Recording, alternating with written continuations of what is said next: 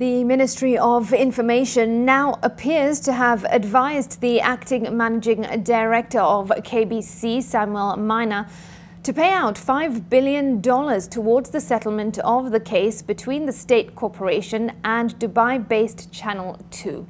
Samuel Maina, who has since been sacked by ICT Cabinet Secretary Eiud Owalo, has been accused of entering into an agreement that would see the government pay out a whopping 770 billion shillings towards the settlement of the case without the approval of the Ministry and the Attorney General.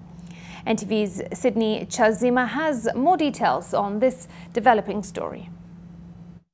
A letter seen by NTV, allegedly drafted by the Principal Secretary in the Ministry of ICT, Edward Kisiangani, and addressed to the Solicitor General in the Office of the Attorney General and copied to CS Owalo and Acting MD Samuel Maina on the 26th of July 2023, is seen to advise that the government's final offer to settle the arbitration of the matter before the London Court of International Arbitration without prejudice was 5 billion shillings.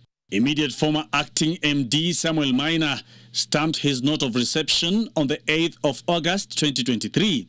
In another letter allegedly drafted by Maina, copied to the AG and the Ministry of ICT, addressed to Denton's UK and Middle East LLP, the law firm representing Channel 2 in the case, the wishes of the ICT Ministry of Kenya shillings 5 billion payout to the case are relayed in the letter.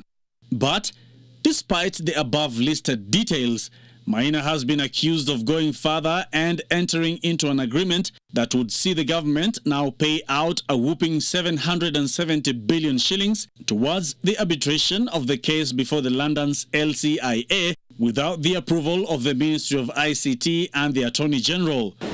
Owalo has since directed the KBC board to initiate disciplinary proceedings against Maina and find a suitable replacement for his position. But more questions remain abound from this alleged controversial 770 billion shilling payout. First is how the immediate former MD Maina entered into an agreement of the huge monetary payout without the KBC board's knowledge and approval. The contract between KBC and the Dubai-based Channel 2 was first entered into in the year 2006.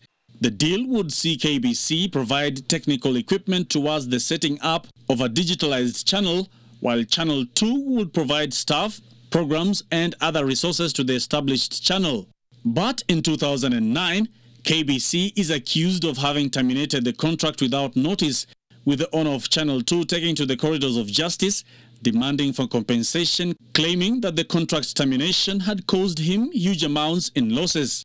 Another question: what was the process that saw Maina enter into the agreement to settle a case that has been in court for 13 years, just barely a year after taking over as the acting MD in March 2022?